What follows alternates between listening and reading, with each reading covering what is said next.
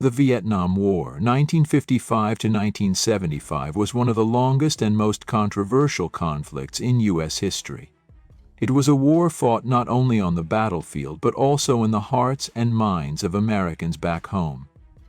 What began as an effort to contain communism turned into a prolonged and bloody struggle. The war had profound effects on Vietnam, the United States, and the world, leaving a legacy of destruction, distrust, and historical lessons that continue to shape military and foreign policy. The roots of the Vietnam War can be traced back to Vietnam's struggle for independence from French colonial rule. After nearly a century of French control, the Vietnamese nationalist and communist leader Ho Chi Minh sought independence. During World War II, Japan occupied Vietnam, weakening France's hold over the region. In 1945, after Japan's defeat, Ho Chi Minh's forces, known as the Viet Minh, declared Vietnam's independence.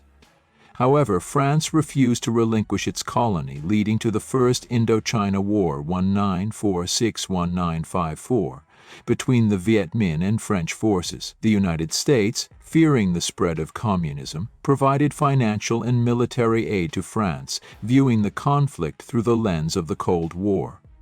Despite this support, the French suffered a crushing defeat at Dien Bien Phu in 1954, forcing them to negotiate peace. The Geneva Accords divided Vietnam at the 17th parallel, with the Communist North led by Ho Chi Minh and the anti-Communist South under Ngo Diem. The agreement called for national elections in 1956 to unify Vietnam, but Diem, backed by the U.S., refused, fearing a communist victory. Instead, he cracked down on political opposition, fueling resistance and the rise of the Viet Cong, communist insurgents in South Vietnam.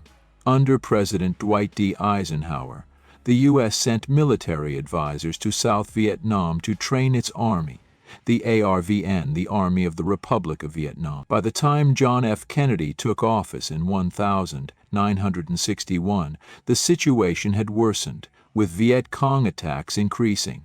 Kennedy expanded U.S. involvement, sending 600 military advisors and supporting counterinsurgency operations. However, Diem's government became increasingly unpopular due to corruption and repression of Buddhist protests. In 1963, with U.S. approval, South Vietnamese generals staged a coup, overthrowing and assassinating Diem. This created political instability, further weakening South Vietnam. Tensions escalated further under President Lyndon B. Johnson. In August 1964, the U.S. reported that North Vietnamese forces had attacked American warships in the Gulf of Tonkin. This led Congress to pass the Gulf of Tonkin Resolution, granting Johnson broad military authority. Although the details of the incident remain disputed, it became the pretext for full-scale U.S. involvement. In March 1965, Johnson ordered the first deployment of U.S. combat troops to Vietnam. Over the next year, troop numbers skyrocketed to over 200,000, reaching 500,000 by 1968. The U.S. also launched Operation Rolling Thunder, a sustained bombing campaign against North Vietnam aiming to cripple its ability to support the Viet Cong. However, North Vietnam, with aid from the Soviet Union and China, continued to resist. The war in Vietnam was unlike any the U.S. had fought before. The Viet Cong and North Vietnamese Army, NVA, used guerrilla tactics, ambushing U.S. forces and utilizing an extensive network of tunnels, particularly at Cu Chi. The U.S. employed search-and-destroy missions, airstrikes, and chemical warfare, including napalm and Agent Orange, to clear the dense jungle.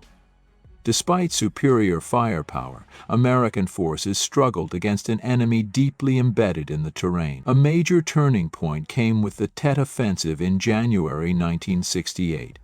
The Viet Cong and NVA launched coordinated attacks on over 100 cities, including the U.S. Embassy in Saigon. Though the U.S. and ARVN eventually repelled the offensive, the attack shocked the American public. It exposed the gap between military reports and reality, fueling anti-war sentiment. Walter Cronkite, a respected journalist, declared the war unwinnable, leading Johnson to announce he would not seek re-election. In 1969, Richard Nixon took office, promising to end the war through Vietnamization, gradually withdrawing U.S. troops while training the ARVN to take over combat duties. Despite the withdrawal, Nixon expanded the war, ordering secret bombings in Cambodia and Laos to destroy the Ho Chi Minh Trail, a key supply route for the North. This escalation led to massive protests, including the Kent State Massacre 1972, where National Guard troops killed 4 student protesters. By 1972, U.S. ground troops were mostly withdrawn, but airstrikes continued. After prolonged negotiations, the Paris Peace Accords were signed in January 1973, leading to a ceasefire and the withdrawal of remaining U.S. troops. However, fighting between North and South Vietnam continued. Without American support, the South Vietnamese government struggled to hold off North Vietnamese advances. In March 1975, the North launched a final offensive, rapidly capturing cities. By April 30, 1975, Saigon fell, marking the end of the war. The U.S. evacuated its remaining personnel and thousands of South Vietnamese allies in a desperate helicopter airlift from the U.S. Embassy rooftop. North Vietnam reunified the country under communist rule. The war had devastating consequences. More than 5,800 Americans and over 2 million Vietnamese died. Millions of Vietnamese civilians were displaced, and the countryside was scarred by bombings and chemical defoliants. Many Vietnam veterans suffered from PTSD, and exposure to Agent Orange led to severe health issues. Politically, the war eroded public trust in the U.S. government. The release of the Pentagon Papers in 1971 revealed that officials had misled the public about the war's progress. In response, Congress passed the War Powers Act 1973, limiting the president's ability to send troops into combat without congressional approval. For Vietnam, the post-war years were difficult. The country faced economic hardship, political repression, and a U.S. trade embargo until relations normalized in 1995. Thousands of South Vietnamese fled, becoming known as the Boat People, seeking refuge in other countries. The Vietnam War changed how the U.S. approached military intervention. The failure led to the Vietnam Syndrome, making American leaders hesitant to commit troops to prolonged conflicts.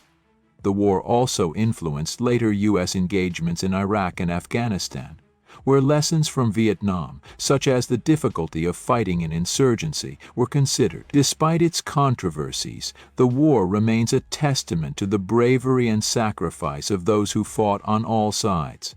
It serves as a reminder of the limits of military power, the importance of clear objectives, and the role of public opinion in shaping policy.